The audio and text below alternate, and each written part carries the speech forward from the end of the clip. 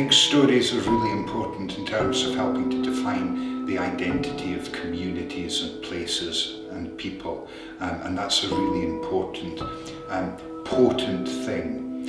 And I think it's really interesting to bring these stories to the fore, but also to see how people respond to them and how they're reimagined, particularly in this case through the work of the creatives.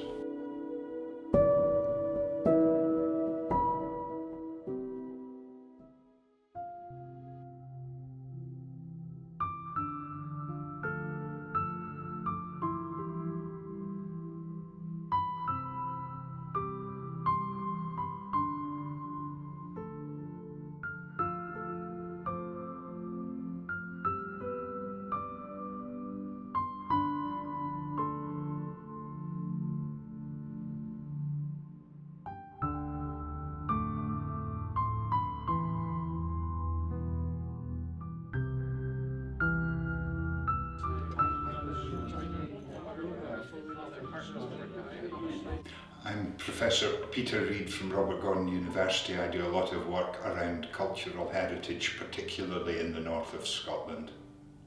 My name is Dr. Rachel Ironsides. I'm a senior lecturer and researcher in the School of Creative and Cultural Business at Robert Gordon University, and I'm very interested in research around supernatural storytelling and how that connects us to place, culture and heritage. Rachel and I had in the NORTHWORD project was principally involved in collecting the stories within Scotland. We worked with our partners at UHI and we divided up the Scottish territory.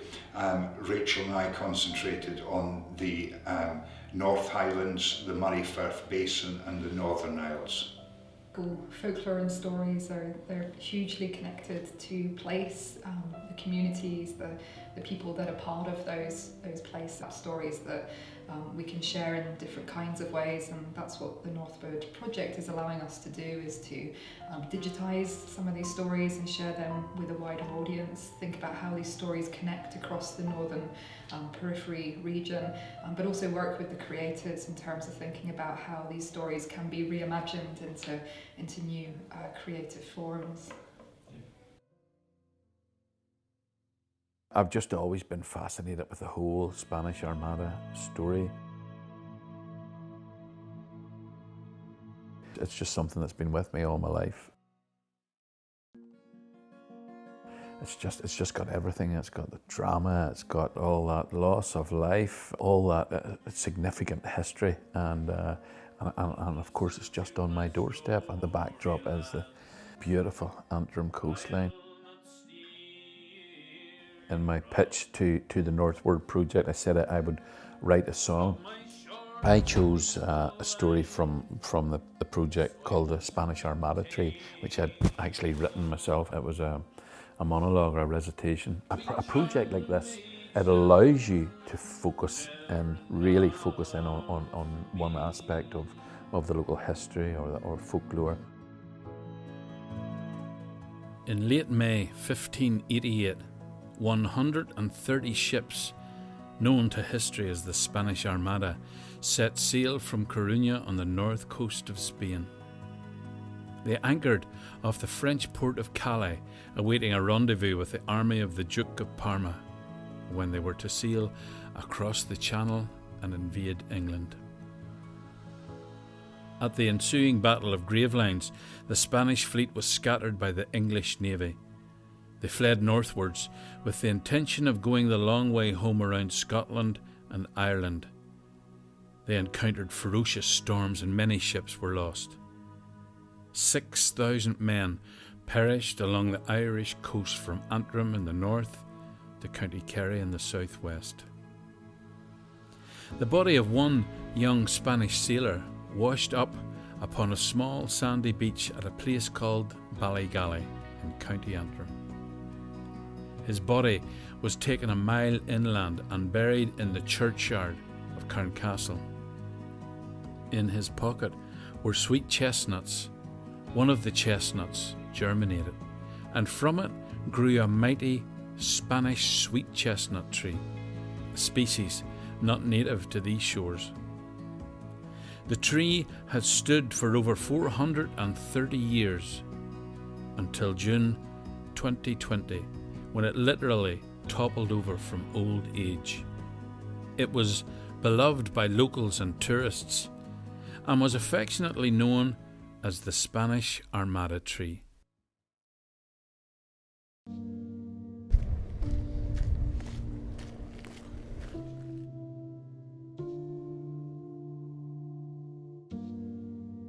Hello, I'm Brian Cromarty. I'm a musician based in Orkney.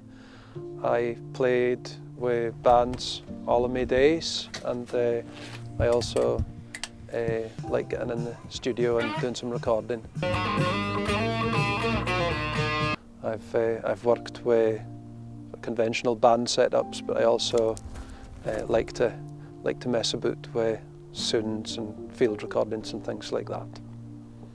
My brief was to bring the Orkney Energy community story to life. I think if I can use the sounds that I get to create a kind of believable representation of what's gone on, then that would be a pretty good result.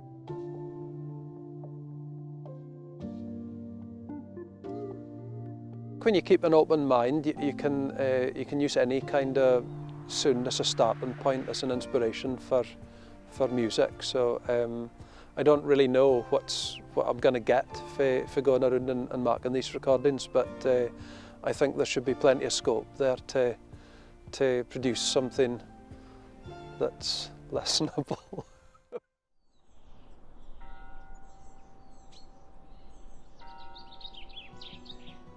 Kristinestad, a small town on the west coast of Finland, was established in 1649.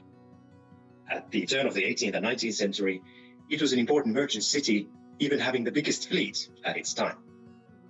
Another thing that's special in Kristinestad is that it has never burned. This means that we still have all the original houses here, and they are in very good condition because people have lived them all throughout these years. So it's really a unique city in the whole Nordics. Kristinestad is also my childhood town, but I couldn't have cared less about such antiquities. In fact, when I turned 20, I told my parents that they could keep their 200-year-old, buildings and all the antiquities. And when I leave here, I will never come back. And I slammed the door behind me because I wanted to see the world. And I did. I've lived in Finland and studied here twice, even. Then I've worked in Sweden, in the UK, and all the way in Japan, China, as well as India. I've partied in New York, London, and Paris, and I've shopped at Christian Dior and Prada. So it was probably no surprise when my mother, years later, when she called me and asked, Harry, could you consider coming to Kristinestad and taking care of the family business? That my immediate answer was absolutely not. I can't leave my friends. My whole life is here. And what? I haven't studied for 8 years so that, I can mop the floors all day. Our family business is a small hotel here in Kristinestad. Still, what do you know? A year later, I had to figure out a place to stay for 3 months because my apartment block in Helsinki was going to get major pipe renovations. So I figured out, okay, I guess I can work remotely for 3 months in Kristinestad. How hard can that be? After a couple of weeks, I decided to stay completely because the quality of life I can have here is just it's 1,000 times better than what I had in Helsinki. Everything's at a walking distance. The city is absolutely beautiful and also very different throughout the 4 different seasons, and everything that I need is very nearby. But all this finally came together from the sudden realization of a great sense of duty. When I was reminded it was actually our grandfather's father who first came into Kristinestad in 1910 and set up his first family business, that is actually a heritage I can't ignore. So it's just my turn now. So the thing that I most opposed as a teenager has now turned into something that I actively want to promote, providing unique historical accommodation experiences here in the center of Kristinestad in our family-owned Hotel Krepeli, which is right in the center of this historical, unique town on the west coast of Finland.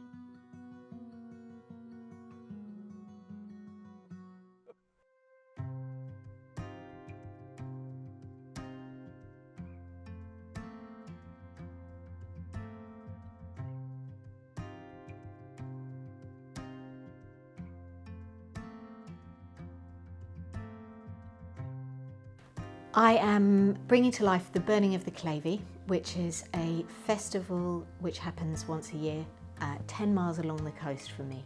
I have lived here since 2012, and I came for the exceptional light and space, the idea of being in both a seaside landscape and a mountainous landscape in one. And I was intrigued when I first moved here just over 10 years ago, how what the festival signifies and how it had come to be. It embodies the missing moments in time that were taken away in the calendar in 1752. So it was perfect when it came up as one of the stories of Scotland in this project. Every element of research for this project has given me a deeper and broader understanding of both my region of Scotland, the festival of the Burning of the Clavey, and the way of life of the fishermen in Birkhead, and how connected they were through very low-key trade to the Baltic region, and how practical and resourceful they were.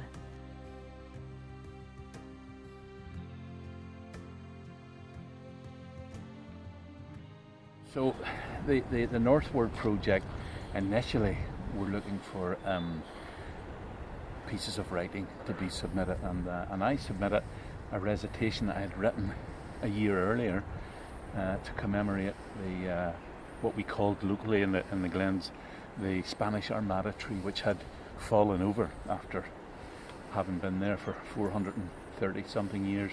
Everybody in Northern Ireland knows this story about the Girona who came to grief just around the coast here, trying to make her way back to Spain, and she had 1,300 men aboard. I focused on one of those unknown sailors and kind of brought that character to life, well, and death as well, of course. I've imagined this young sailor going into the water here with 1,300 others, but he is fortunate insofar as he gets the opportunity to be saved by a Selkie, a seal woman. She falls in love with this young Spanish sailor and offers him the chance of immortality, because everybody knows, of course, that Selkies are immortal, part of the creative process. And from this story, my intention is to take images and inspiration from that story and write this song.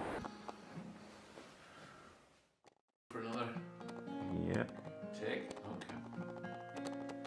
3, 2, 1.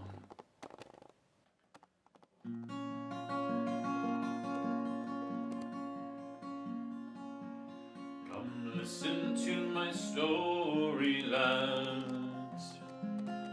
I'll not steer you wrong. It's of my short and wasteful life, so I won't detain you long. I sailed with the Armada boys.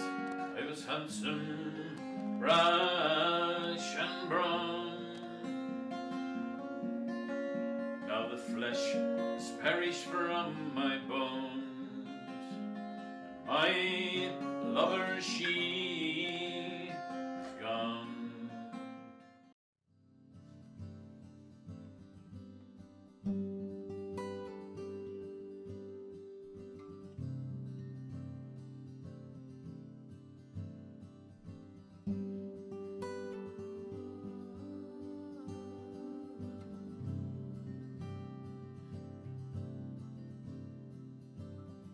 I do love working with timber. Over passionate about timber. Now I'm a tree hugger. I would sooner have a branch than cut a tree down. Always. It's amazing to be doing something that you love doing. I really do love it, you know. I chose that story because I had been asked to make some pieces for the church from the Spanish Armada tree when it blew down. I sort of thought it was fitting. What I hope it achieves is that it gives some people, a lot of people, a bit of joy. You know, looking at it and, you know, appreciating the tree, the Spanish Armada tree in itself. You know, it's a timber that came from a seed which was carried across the ocean in a sailor's pocket. Perhaps he was going to have it as a wee treat, or perhaps it was to help ward off scurvy. Both things I think have been mentioned to me, you know, but I just think it's amazing when I think of you know, what's grown, you know, from a seed in a sailor's pocket in a churchyard, which was carried across the sea by a guy who was probably be in some way going to do battle, you know. The story carries on, you know, the tree itself, and you know, it'll be there for hopefully for a long time.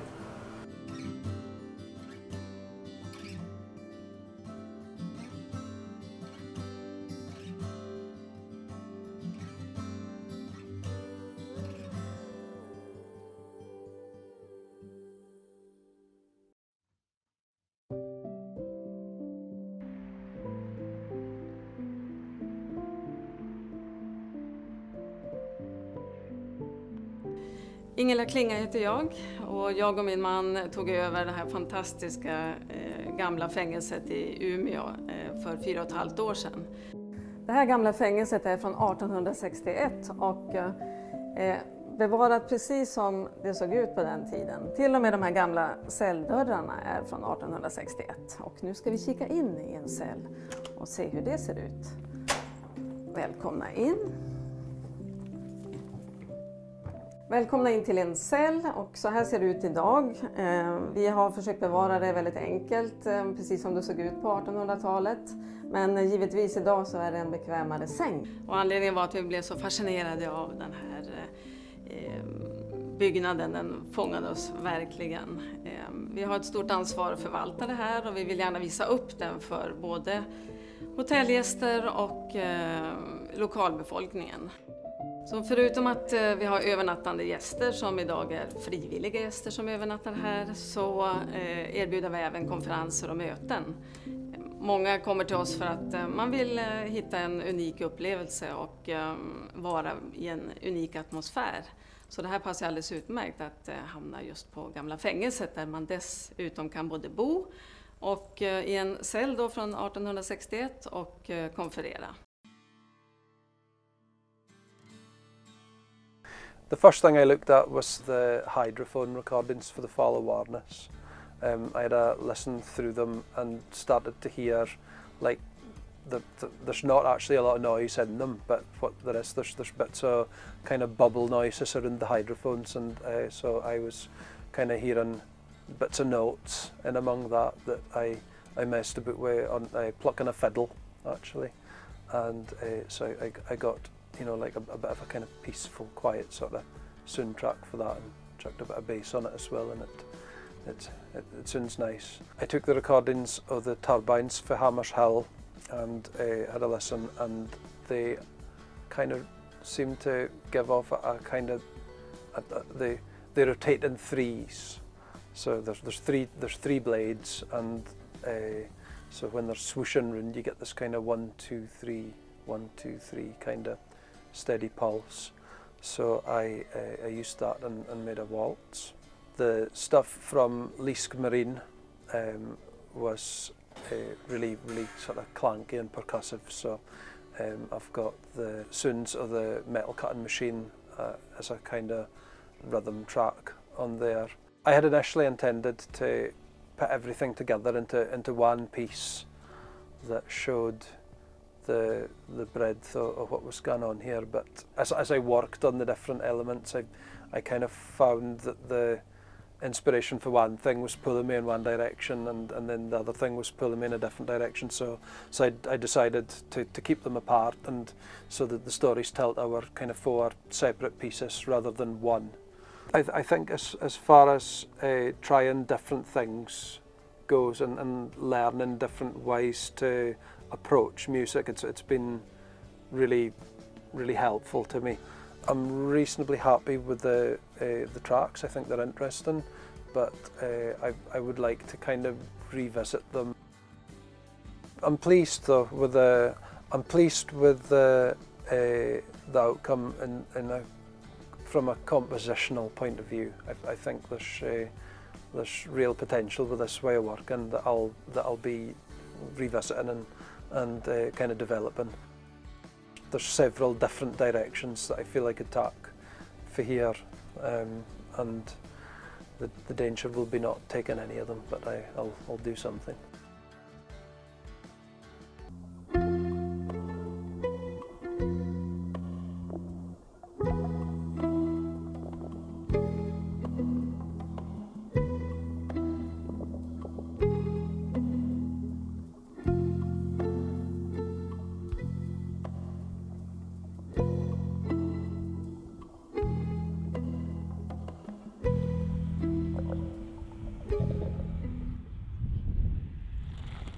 Clavey King is in charge of the burning of the Clavey, and I was elected because the Clavey was banned in the years of the Second War because of blackout restrictions, and when the war ended in 1945 and everybody came home, my father and his uncles and all those who had previously been involved in the Clavey, some sadly didn't get back.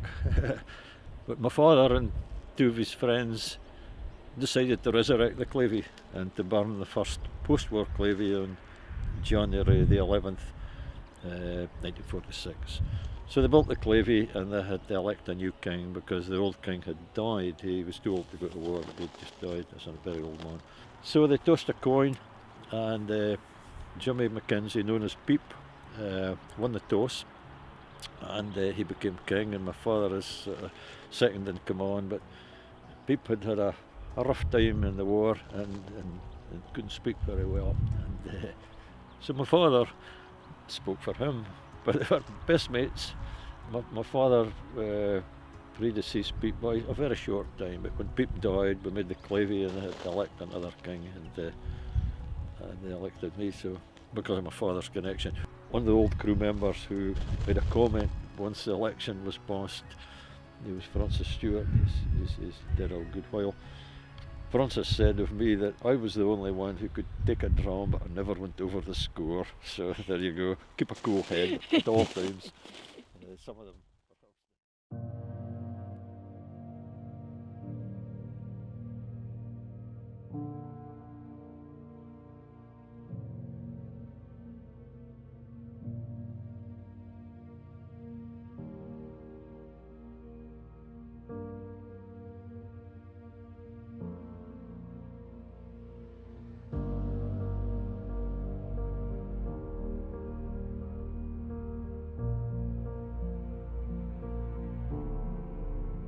That you're out on the boat, how do you feel more connected to the kilt that you're making now? I think every time I'm with Dan, I feel more connected to this kilt. Yeah, he's a smoothie. I think each element of the kilt that's so specific to the Clavey is brought to life really fully by Dan and richly by Dan, and there's so many elements to the Clavey that Dan is so embedded in, and the navigation that's used, that would have been used by his ancestors to sail this sea from here. It's really quite special to be out here on a very old boat with Dan and just be able to see the region from a particularly spectacular viewpoint.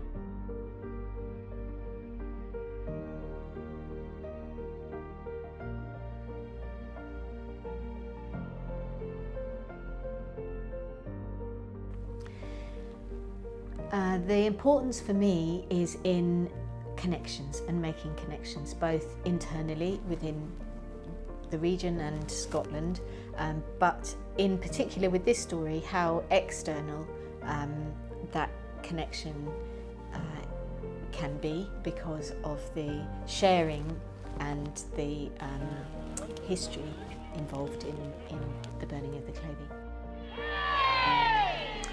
The Northwood project has enabled me to make connections with other makers.